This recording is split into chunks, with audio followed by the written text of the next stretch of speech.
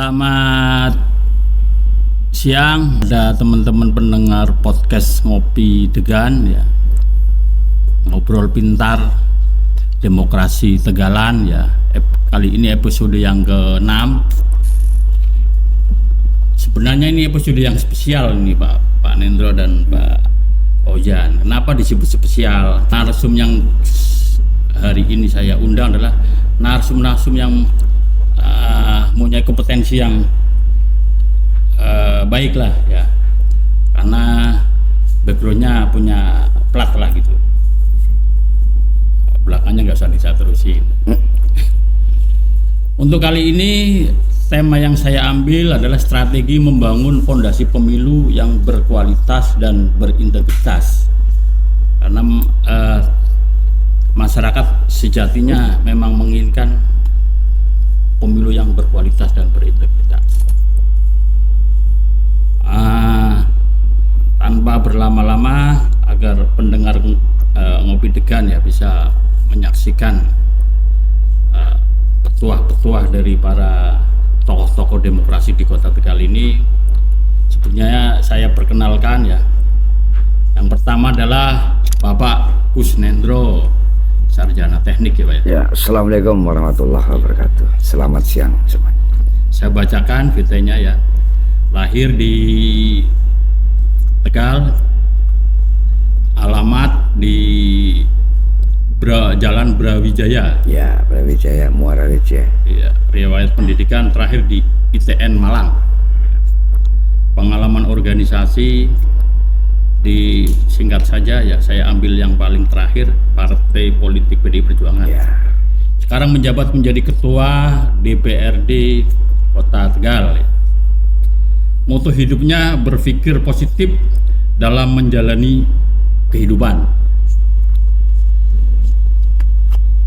Kemudian narsum yang kedua, Bapak Fauzan Hamid ya, lahir di Tegal, alamat Randu Gunting. Riwayat pendidikan terakhir di Teknik Mesin PS Tegal. Pengalaman organisasi yang terakhir di PCGP Ansor Kota Tegal. Sekarang menjabat menjadi Ketua Bawaslu Kota Tegal. Moto hidupnya, ambil kesempatan kecil sebelum kesempatan besar hilang gitu. Tentunya keren-keren ya. Oke. Nah. Untuk menyingkat waktu ya, untuk pertanyaan pertama saya lempar ke Pak Ketua Dewan, Pak Gus Nendro ya. Siap Pak? Oh siap. Sehat? Alhamdulillah. Alhamdulillah. Di tengah-tengah efisiensi beliau masih semangat bekerja ya. Oke.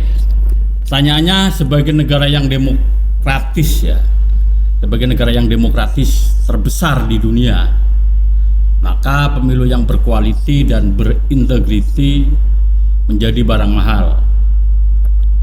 Maka hal terpenting apa yang perlu direkonstruksi sebagai pondasi agar ke depan pemilu 2029 ya bisa berkualiti dan berintegriti.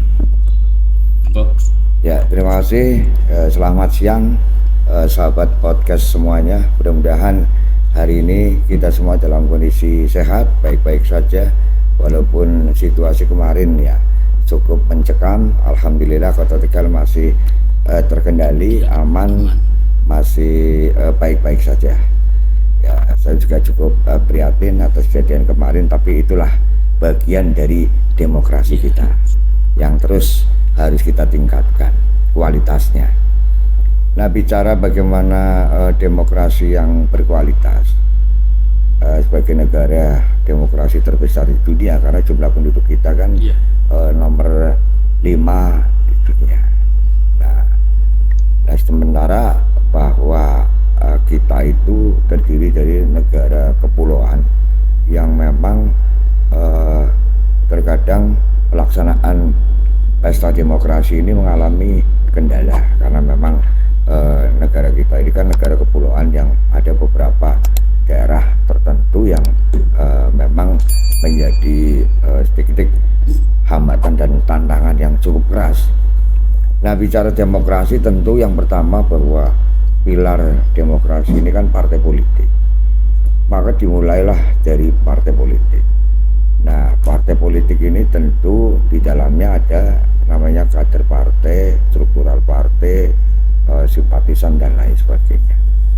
Nah, oleh karenanya tentu untuk menyiapkan sumber daya manusia yang tentu berkualitas unggul ya, yang nanti akan ditempatkan baik di eksekutif maupun di legislatif ya, tentu ini harus mendapatkan pelatihan-pelatihan yang mumpuni atau kaderisasi yang secara bertahap. Kalau bicara di PD Perjuangan itu ada tahapan kaderisasi, mulai dari pratama sampai dengan kader yang sudah cukup tinggi. Bahkan PD Perjuangan ini punya sekolah partai yang dulu itu kantor DPP di Lenteng Agung, sekarang dipergunakan untuk sekolah partai. Nah, setiap pimpinan baik di legislatif maupun eksekutif sebelum melaksanakan tugasnya, beliau-beliau itu dididik, digembleng di sekolah partai. Tujuannya apa? Agar tujuan partai itu kan sebenarnya yang paling utama adalah bagaimana mensejahterakan masyarakat. Nah, dengan cara apa? Ya, kebijakan yang diambil di setiap sektor yang ditempati oleh para kader-kader partai itu sendiri. Sehingga bicara demokrasi yang berkualitas, yang pertama adalah partai politik ini harus menyiapkan sumber daya manusia sebaik-baiknya ketika ada pesta demokrasi. Jadi siapa yang akan dicalonkan dan mencalonkan semuanya harus benar-benar punya integritas, loyalitas yang luar biasa. Terutama bagaimana masyarakat ini bisa kemudian ikut sama-sama berpartisipasi mensukseskan demokrasi dengan sebaik-baiknya. Tidak dipungkiri bahwa setiap pesta demokrasi pasti ada kekurangan dan kelemahan, sehingga ya kita sama-sama tata ke depan, dari mulai peserta pemilunya ya sampai penyelenggara pemilu. Nah, beliau berdua ini kan ya penyelenggara pemilu, ketua KPU dan pengawas pemilu dari Bawaslu, yang kemudian mempunyai tupoksi masing-masing. Jadi saya selaku peserta, ini selaku penyelenggara, selaku pengawas. Ya, kita sinergitas bagaimana ke depan menjadikan pesta demokrasi, terutama kita skala kecil ya, Kota Tegal ke depan 2029 atau 2031 kan kita belum tahu.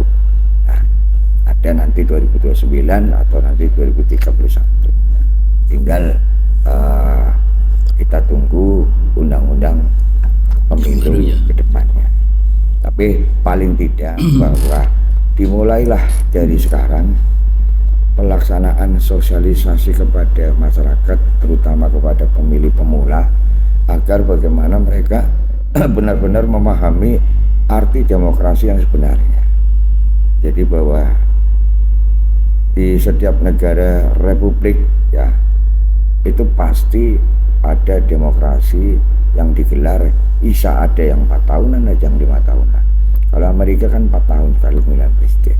Nah, di kita ini kan siklusnya 5 tahun sekali. Walaupun kemarin ada putusan MK yang dan lain sebagainya, itu kan bagian dari dinamika. Nah, oleh karenanya tentu dalam menghadapi pemilu yang akan datang, pasti partai politik sudah mempersiapkan diri untuk ke depannya, mulai 5 tahunan sama reorganisasi dan lain sebagainya. Sehingga saya cukup tertarik ya, dengan putusan Mahkamah Konstitusi kemarin, bahwa yang dicalonkan itu benar-benar kader partai minimal 3 tahun sistem, jadi bukan orang-orang penumpang baru yang kemudian dia belum bisa memahami secara utuh bagaimana memperjuangkan aspirasi masyarakat dan sebagainya.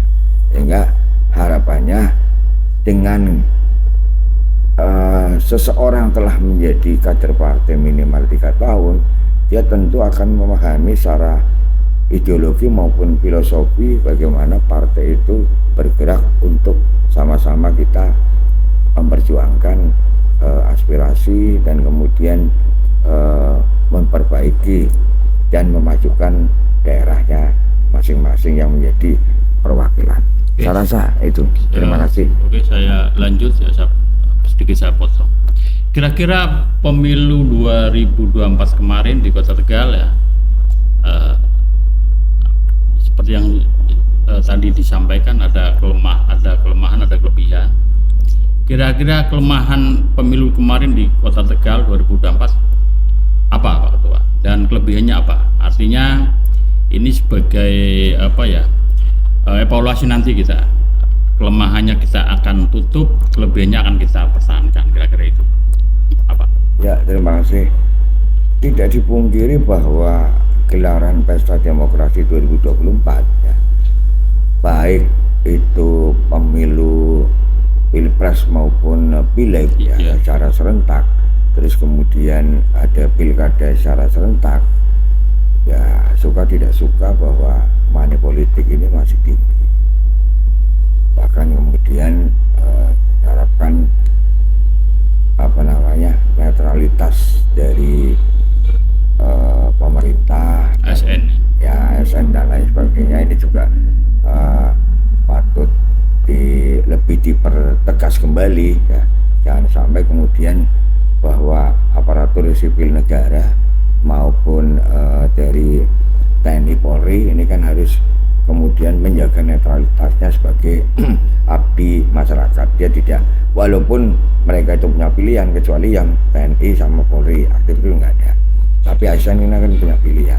Tapi keluarga mereka kan ikut memilih juga. Nah, artinya bahwa abdi negara ini benar-benar menjaga netralitasnya agar kualitas demokrasi ke depan ini jauh lebih baik. Nah, kelebihan di Kota Tegal, karena Tegal ini sempit ya, 4 kecamatan, 27 kelurahan, jumlah penduduknya kurang dari 300.000. Kemarin jumlah pemilihnya paling 212. Kalau di pemilu 212 sekian lah ya.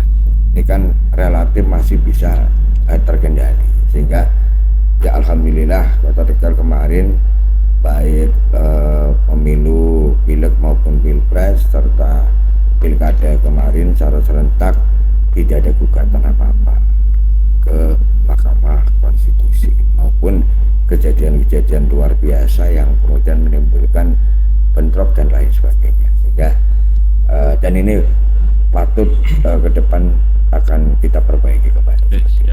Oke, sedikit menyinggung tentang money politik ya, yang mungkin ini bukan hanya di Kota Tegal aja ini, ada bawah ya, mungkin merata ya.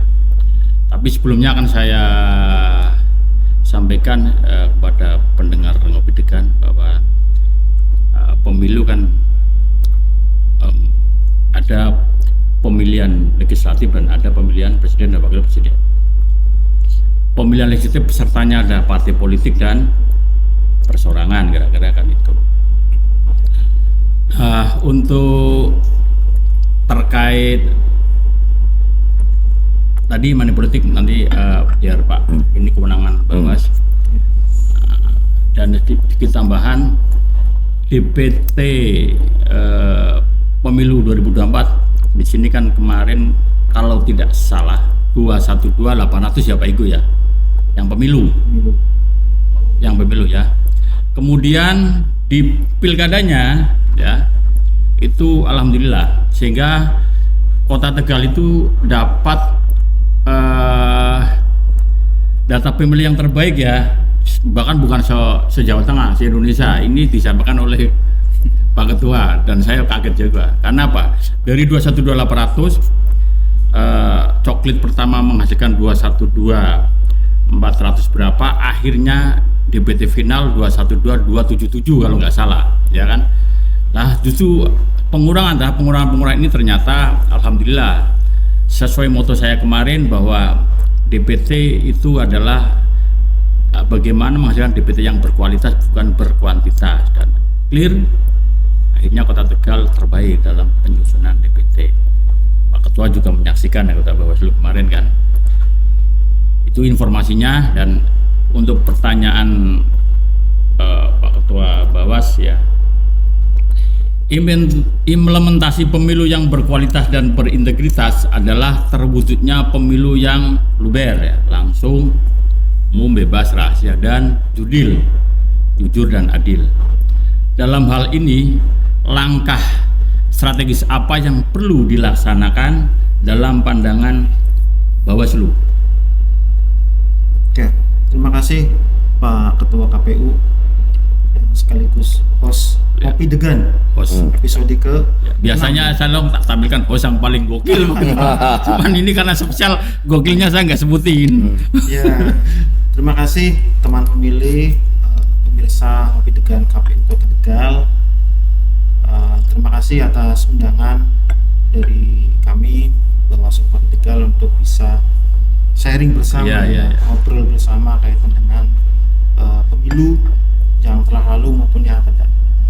Tentunya apa yang tadi sudah disampaikan oleh host bahwa pemilu yang berintegritas, yang sesuai dengan asas luber judil itu kan tidak semudah membalikkan telapak tangan.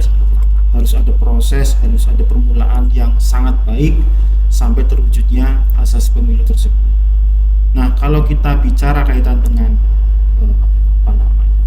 prinsip itu luber judil, itu kan kita sebagai penyelenggara, kemudian dari peserta pemilu, partai politik, ya, kemudian perseorangan, dari pemerintahnya, termasuk dari pemilihnya, itu kan harus sama-sama membangun hal itu. Ya, tentunya kalau dari kami, dari pengawas pemilu, ya, di setiap penyelenggaraan itu kan harus bekerja sesuai dengan undang-undang, harus sesuai dengan peraturan yang berlaku kaitan dengan penyelenggaraan pemilu. Nah, saya mungkin ada minimal tiga itu yang kaitan dengan upaya untuk melaksanakan pemilu yang berjudul itu. Yang pertama, ini kan sudah selesai tahapan pemilu pilkada. Tahun 2025 kita sebagai penyelenggara pemilu tentunya tidak diam, tidak tidur ya Pak. Iya, betul. Pak Ketua ya. Kita masih banyak pekerjaan yang harus kita laksanakan. Yang pertama kaitan dengan evaluasi pelaksanaan pemilu maupun pilkada yang lalu, agar nanti ke depan di pemilu 2029 atau bahkan nanti pilkada tahun 2031 ya, itu bisa lebih baik lagi daripada penyelenggaraan 2024 yang lalu. Kemudian tentunya di Undang-Undang 7 sebagai kitab kita itu kan sudah mengamanatkan kepada KPU termasuk kepada Bawaslu untuk melaksanakan pemutakhiran data pemilih berkelanjutan PDPB, yang mana ini sebagai nanti acuan DPT di pemilu 2029 yang akan datang. Ini awal mula sebetulnya bagaimana caranya kita sebagai penyelenggara menyajikan, mempersiapkan data pemilih itu yang berkualitas ya, tadi Pak Ketua sudah menyampaikan bahwa berkualitas ini kalau di Kota Tegal kan punya tantangan tersendiri ya, tantangan tersendiri. Apalagi saya kira tadi sudah disampaikan Kota Tegal punya apresiasi ya, punya sertifikat penghargaan dari KPU RI. Itu sangat berat sekali usahanya ya, karena kita punya satu kecamatan yang notabene memang banyak diaspora ya, banyak yang bekerja di luar, banyak yang wardeg dalam tanda kutip. Kemudian di dalam kita melaksanakan coklit ya, ternyata kok alamatnya KTP-nya di Kota Tegal tapi beliaunya ada di Jakarta. Ini kan jadi satu tantangan tersendiri. Tapi saya kira saya apresiasi kepada KPU Kota Tegal dan tentunya dari jajaran pengawas pemilu di lapangan ini bisa bekerja dengan baik. Jadi pemilu yang lalu itu 2024 DPT-nya kita baik ya secara pengelolaan datanya. Nah, ini tentunya di PDPB yang di tahun 2025 sampai dengan nanti menjelang pelaksanaan pemilu yang akan datang juga kita harus menyiapkan hal itu dengan baik agar sampai datanya itu data yang berkualitas ya, seperti itu. Kemudian yang kedua, tentunya di non tahapan ini kita sebagai penyelenggara harus istilah kata itu bongkar mesin. Ya, bongkar mesin itu dalam artian kita harus meningkatkan kapasitas dari SDM kita tersendiri ya. Baik itu dari KPU maupun dari Bawaslu, yang mana ini untuk mempersiapkan SDM kita, baik itu dari komisionernya maupun dari sekretariatnya, agar siap dan mempunyai kapasitas yang lebih baik lagi untuk penyelenggaraan pemilu yang akan datang. Dan yang ketiga, saya kira juga penguatan kelembagaan. Penguatan kelembagaan itu juga sangat penting sekali ya. Bahwasanya apalagi kalau kita bicara pengawas pemilu, alhamdulillah di tahun 2018 ini sudah sangat kuat ya, bahwa di kabupaten kota sudah terbentuk secara permanen ya. Jadi tidak lagi sekedar hanya panitia pengawas yang tugasnya hanya memang di saat tahapan saja, tapi sekarang kita sudah menjadi badan. Kalau badan kan utuh ya. Jadi sampai kapanpun insya Allah, mudah-mudahan harapan kita kita tetap terus menjadi badan yang mandiri, yang tetap tidak ad hoc ya. Ini harapan kita bersama, walaupun ada isu-isu dan sebagainya, tapi kita tetap berpikir positif dan bekerja sesuai dengan tupoksinya. Ya, penguatan kelembagaan ini tentunya harus kita kuatkan lagi dengan beberapa mitra, termasuk dalam hal ini adalah dengan pemerintah, dengan DPRD ya, kaitan dengan penguatan kelembagaan. Tentunya di sisi lain kita juga berterima kasih kepada pemerintah, khususnya Kota Tegal ya, kemarin di tahapan pemilu maupun pilkada sangat support sekali kaitan dengan fasilitasi maupun dari anggaran. Ini salah satu di daerah di Kota Tegal khususnya, ini mitra penyelenggara sudah bekerja dengan baik, termasuk dari peserta pemilunya, dari partai politik ya. Itu ketika di tahapan pun mereka ya sangat kooperatif ya, sangat kooperatif. Ini yang saya kira 3 hal ini yang harus kita laksanakan untuk nanti pelaksanaan pemilu ke depan bisa berintegritas seperti itu. Dan satu lagi tadi dari Pak Ketua DPRD menyampaikan wajib hukumnya yang namanya ASN, yang namanya polisi, yang namanya TNI itu harus netral. Karena kalau tidak netral bagaimana? Ya, pasti ada mengkotak-kotakan gitu. Ini kenapa kok di undang-undang yang namanya ASN itu harus netral? Terkhusus ASN ya, Pak Ketua DPRD. Kalau TNI Polri lebih gampang untuk netralnya karena mereka tidak punya hak pilih. Tapi yang paling agak susah ya si ASN, karena di satu sisi mereka harus netral, satu sisinya dia mempunyai hak pilih. Ini yang harus kita tekankan kepada para ASN ya. Marilah kita menjaga demokrasi ini, karena sudah diatur kita laksanakan itu. Jangan sampai yang sudah diatur kok dilanggar. Kalau di undang-undang pemilu kan ada sanksinya kaitan dengan netralitas ASN. Jadi ya sama-sama kita membangun Kota Tegal ini agar lebih baik lagi dari semua komponen sesuai dengan tusinya masing-masing. Tidak usahlah kita melebar ke kanan ke kiri yang bukan tusinya kita, yang bukan haknya kita. Kita menjalankan kewajiban kita saja sebagai masyarakat Indonesia maupun dari penyelenggara pemerintah yang ada di Kota Tegal. Mungkin itu. Saya sambung saja ya terkait ASN.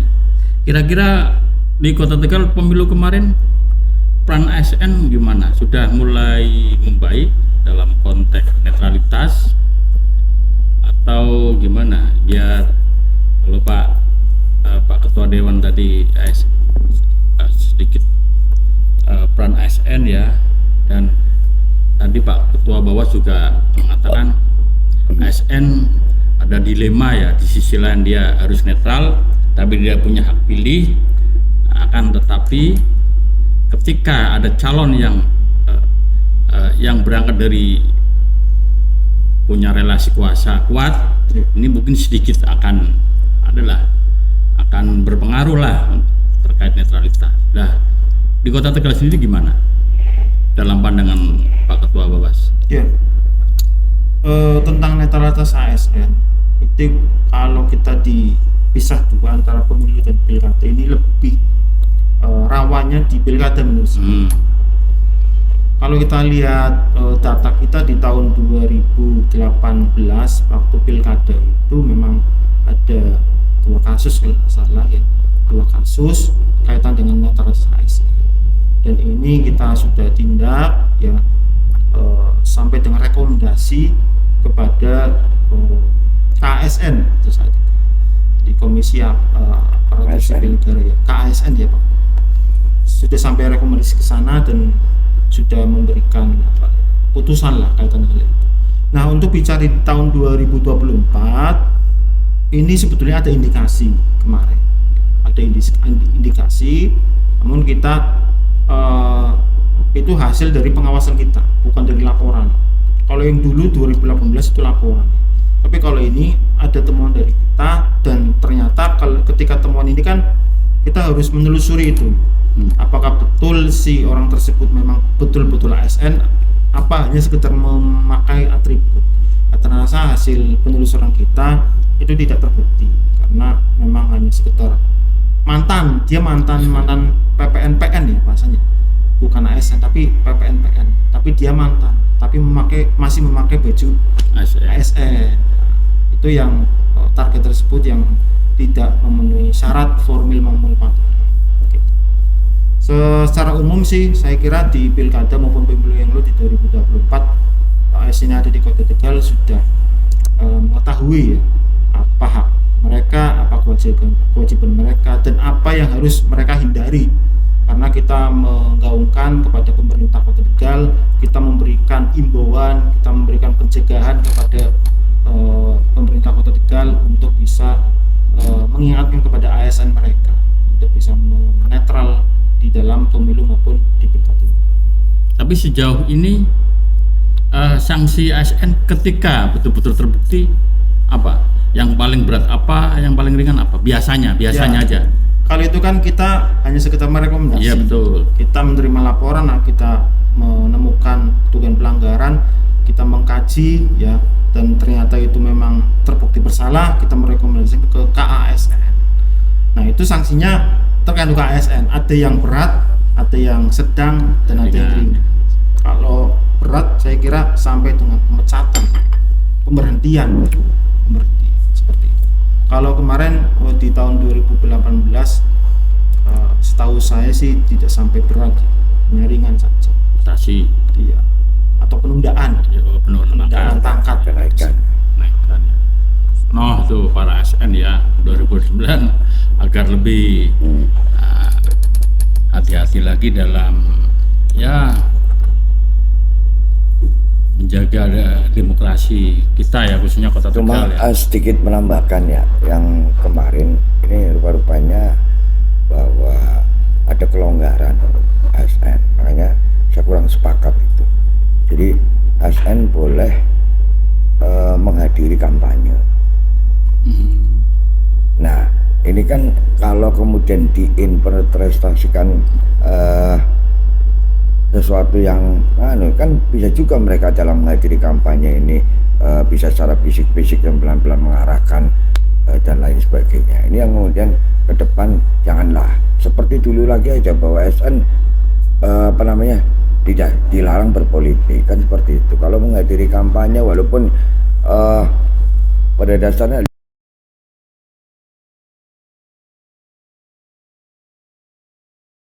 tidak apa-apa, saya cuma mendengarkan saja, tidak ikut orasi dan tidak ikut mengarahkan dan lain sebagainya.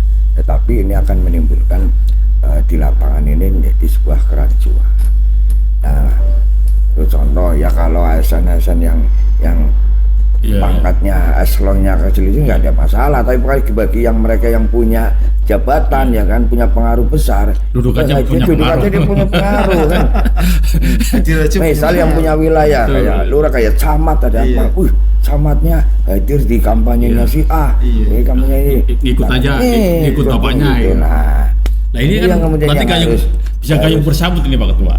Iya, Mumpung ada prolegnas pemilu, Nah. Itu dimasukin aja itu pasal-pasal itu. Betul. Jadi saya rasa kemarin kan ada kebijakan yang longgar berkaitan dengan ASN ini, sehingga di lapangan ini banyak menimbulkan pro kontra. Makanya ke depan ya sesuaikan aja seperti dulu lah. ASN dilarang pro ya dilarang ikut kampanye yang macam-macam lah ya. Gitu. Oke, ya obrolan yang sangat seru ya di Ngopi Degan edisi spesial ini, edisi yang ke-6. Tapi untuk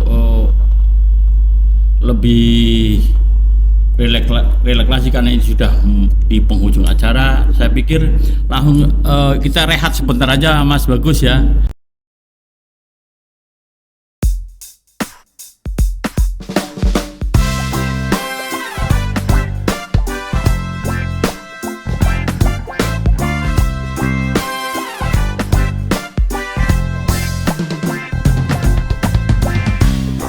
Tahun sekali pemimpin bernyanti, kita merayakan pesta demokrasi. 27 November saatnya kita memilih pemimpin kota Tegal dan juga wakilnya. Pilih yang amanah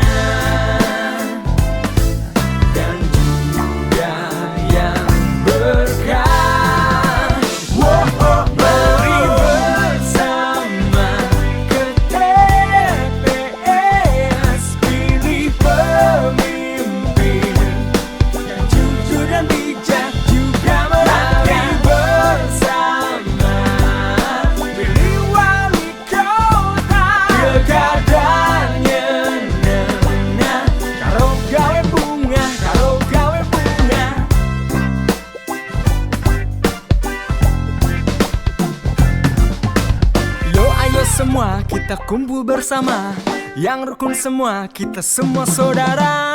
Hidupmu asik, hidupku asik, kita sambut pilkada kota kita tercinta.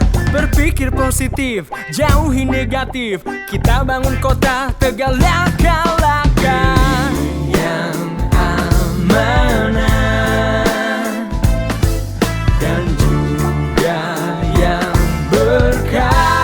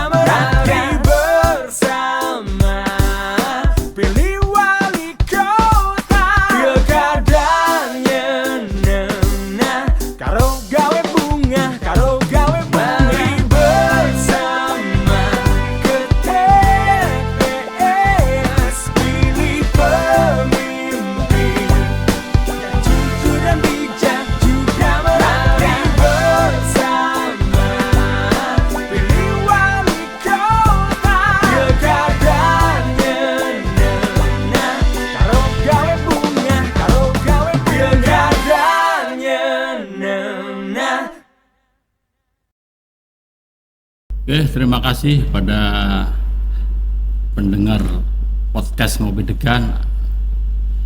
Setelah kita rehat mendengarkan lagu jingle pilkada kemarin yang berjudul Bersama Kita Memilih, dan alhamdulillah ya, walaupun kita belum memenuhi target 70% ya, hanya di 69, lah persen, tapi itu sudah bagus.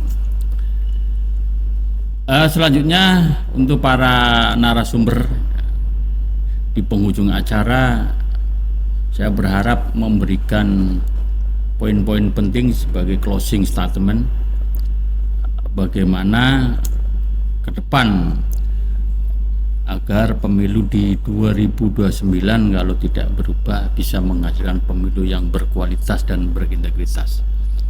Saya mulai dari Pak Ketua Dewan, Pak Gus Nendro, monggo. Ya, terima kasih.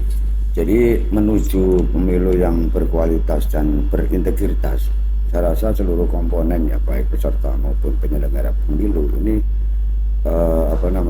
sama-samalah kita jaga aturan sesuai dengan peraturan baik undang-undang pemilu maupun undang-undang pilkada serta undang-undang penyelenggara pemilu. Dan dari perangkat penyelenggara pemilu ini juga harus bekerja keras mulai dari sekarang di masa saat ini yang di tingkat non pemilihan ya, menuju nanti 2017 yang akan dimulai tahapan pemilihan untuk 2029 ya, berarti nanti di tahun 2027 ini kan tahapan sudah dimulai. Maka ya menuju ke sana tentu masing-masing harus menyiapkan perangkatnya secara baik dari partai politik selaku peserta pemilu maupun penyelenggara pemilu mulailah melakukan sosialisasi kepada masyarakat agar ke depan meminimalisir pelanggaran terutama yang berkaitan dengan money politik dan keterlibatan aparat maupun ASN sebagai abdi negara agar netralitas itu ke depan dijaga agar tidak merusak demokrasi. Selain itu juga tentu pemahaman bahwa money politik ujung-ujungnya akan menjadi sesuatu yang tidak baik karena dengan kos politik yang besar tentu nanti akan menghasilkan wakil-wakil kita ataupun yang baik yang duduk di eksekutif maupun legislatif ini berada pada kondisi yang tidak nyaman. Bagaimana kos mereka besar sehingga dia terhantui dengan kondisi-kondisi semacam itu. Sehingga harapannya dengan menekan sekecil mungkin adanya money politik, tentu wakil-wakil kita yang ada di baik di legislatif maupun eksekutif akan bekerja jauh lebih enjoy, lebih mampu benar-benar memberikan sebuah kebijakan yang berpihak kepada masyarakat. Karena jangan sampai kebijakan yang dihasilkan ini kan akan selalu membebani masyarakat. Nah, akhir-akhir ini kan fenomena itu berkembang seperti itu. Maka kemudian ada demonstrasi di pabrik dan lain sebagainya. Karena kebijakan yang dihasilkan ini kan terlalu membebani masyarakat. Oleh karenanya dengan masing-masing bisa menjaga diri, terkadang orang ini takut kalah. Iya betul. Kalah dalam sebuah kontestasi, padahal yang namanya kontestasi ya pesta, kita harus sama-sama enjoy. Kalah menang itu semua kan dari dirinya maupun ya sudah diatur oleh Yang Maha Kuasa. Maka kalau prinsip saya ya siap tanding ya siap menang siap kalah. Artinya kalau memang kita ditakdirkan untuk jadi, ngapain sih kita harus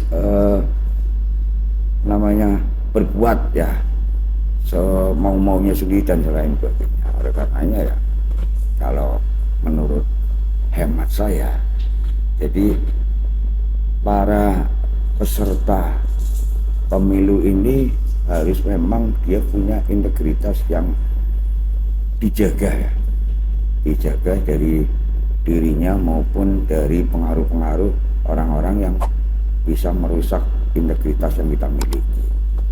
Jadi lakukanlah sesuai dengan rule yang ada, kita laksanakan pesta demokrasi secara sukaria agar menghasilkan hasil dari sebuah demokrasi. Endingnya adalah menempatkan orang-orang terbaik di daerahnya masing-masing sehingga menghasilkan sebuah daerah yang ke depan jauh lebih maju, jauh lebih bisa mensejahterakan masyarakat. Terutama kita bicara Kota Tegal ya, Kota Tegal ke depan punya pemimpin-pemimpin yang memang itu sudah menjadi kehendak masyarakat, karena semua berpulang kepada masyarakat. Ya kadang-kadang kita nggak tahu, masyarakat tidak tahu visi misinya apa. Setelah jadi, oh ternyata seperti ini. Ini kan yang harus dihindari. Maka KPU ya selaku penyelenggara penyelenggara pemilu ini harus lebih banyak mensosialisasikan program-program dari para calon. Nah ini yang mungkin masih perlu ke depan ditambahkan seperti itu. Kadang-kadang kan masyarakat umum tidak tahu visi misi calon wali kota ataupun partai politik ini ke depannya akan seperti apa dan lain sebagainya. Ini yang KPU harus terus mulai turun ke bawah melakukan sosialisasi secara masif agar masyarakat menjadi sebuah pemilih yang cerdas, pemilih sesuai dengan kehendak hati nuraninya, yang kemudian berpikir bahwa inilah calon yang nanti akan bisa membawa aspirasi untuk kemajuan Kota Tegal. Begitu. Closing statementnya lumayan banyak ini Pak Ketua. Sehingga meresumnya nanti kita susah nih ya. Oke, selanjutnya Pak Ketua Bawaslu ya, untuk memberikan poin-poin penting terkait fondasi apa agar pemilu ke depan menghasilkan pemilu yang berkualitas dan berintegritas. Monggo Pak Ketua Bawas, saya persilakan. Oke, terima kasih Pak Ketua KPU. Sempat di beberapa bulan yang lalu kami berdiskusi dengan salah seorang pimpinan perguruan tinggi. Kenapa kok money politik itu terus terjadi? Salah satu poin ini kelemahan di peserta pemilu ya. Jadi sudah disampaikan oleh Pak Ketua DPRD, jangan sampai partai politik itu merekrut caleg itu kayak karbutan gitu ya. Kalau bisa itu kan merekrut sebagai caleg ya kader asli yang memang sudah dididik, yang punya kapasitas kaitan dengan politik, kaitan dengan aspirasi rakyat kan seperti itu. Maka kita harus sadar diri bahwa kita harus memulai dari hulu ya, dari partai politiknya yang akan merekrut para calegnya ya, yang memang betul-betul dari kader asli dan itu murni untuk perjuangan dari rakyat ya, aspirasi dari rakyat. Nah ini tentunya tidak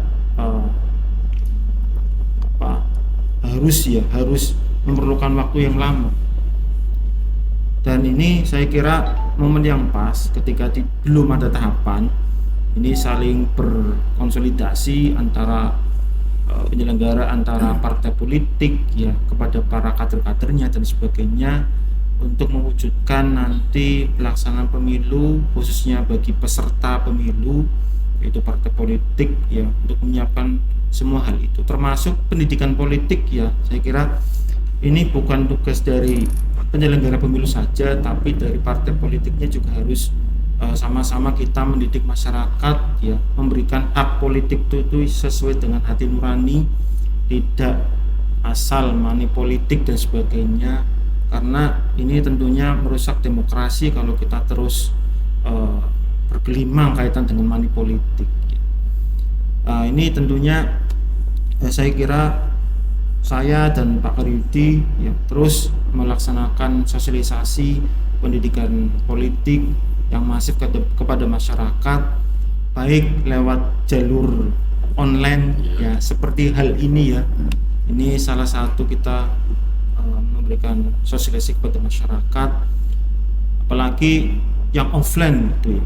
Kita datang langsung kepada perguruan tinggi, ke pemilih pemula, datang langsung kepada siswa di sekolah, kepada masyarakat, organisasi masyarakat, yang tentunya ini kita harus sering laksanakan. Kalau kita di Bawaslu beberapa kali sudah bekerja sama MOU ya kepada organisasi masyarakat, kepada perguruan tinggi, pada sekolah, yang tentunya kita meminta ruang dan waktu bagi kami untuk memberikan sosialisasi pendidikan politik maupun sosialisasi pengawasan partisipatif. Jadi kita coba pupuk kepada pemilih pemula, karena mereka yang akan menjadi pemilih pemula di tahun 2029. Kita berikan wawasan kaitan dengan politik yang baik, politik yang bagus ya, tidak sekedar hanya misalkan yang mereka tahu ya politik itu kan hal yang memang dalam tanda kutip apa sih ya gitu. Hal negatif barangkali mungkin sampai pemikiran seperti itu. Padahal politik ini kan kalau kita ngolahnya betul kan menjadi hal yang sangat baik menurut saya, karena semua kebijakan ya lahir dari politik. Di Pak Ketua sampaikan eksekutif itu kan yang akan membuat kebijakan dan sebagainya. Jangan sampai kita memilih orang-orang yang salah ya, memilih orang-orang yang memang tidak tepat, karena ini berpengaruh juga kepada masyarakat luas khususnya di Kota Tegal. Nah, jadi saya kira poin-poin yang saya sampaikan ini kita coba membangun bersama demokrasi yang baik, demokrasi yang berkualitas, demokrasi yang berintegritas dari semua lini, baik dari penyelenggaranya, baik dari peserta pemilunya, baik dari pemerintahnya, ya maupun dari pemilihnya. Ya, jadi 4 komponen ini yang saya kira harus semua berperan sesuai dengan realnya, sesuai dengan tusinya masing-masing. Mungkin itu Pak Ketua. Oke, ya terima kasih Pak Ketua Dewan Ya, dan Pak Ketua Bawaslu terkait closing statementnya. Kalau bisa saya resume hari ini, pokok pentingnya adalah dari kedua narasumber bahayanya money politik ya. Maka ke depan masyarakat harus lebih bijak, lebih cerdas bagaimana menyikapi money politik yang semakin kesono semakin masif saja ya, bukannya berkurang. Maka yang terjadi kedaulatan rakyat menjadi kedaulatan uang. Nurani akhirnya terbeli, kira-kira seperti itu. Maka ini PR bersama. Kemudian agar PR ini bisa terjawab ya dengan baik, maka kita sebagai penyelenggara sama-sama memberikan literasi politik ya, pendidikan politik baik secara daring seperti hari ini ya, ataupun luring ya, langsung ataupun tidak langsung. Harapannya apa? Ya agar pemilih menjadi cerdas ke depan. Karena pondasi pemilu yang berkualitas dan berintegritas ya tadi salah satunya adalah pemilih-pemilih yang cerdas. Tidak cuma peserta pemilunya yang cerdas ya, pemilihnya juga harus cerdas.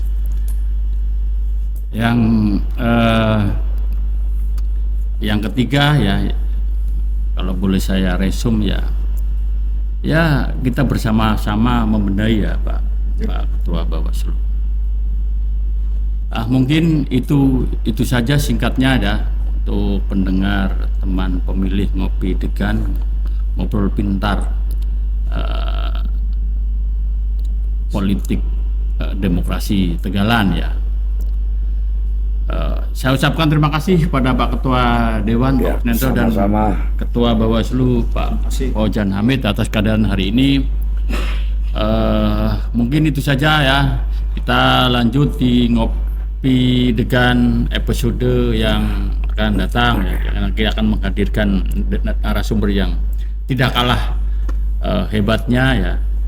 Dan insya Allah minggu depan kita akan menghadirkan Komisaris Perseroda Jawa Tengah dan Wakil Wali Kota.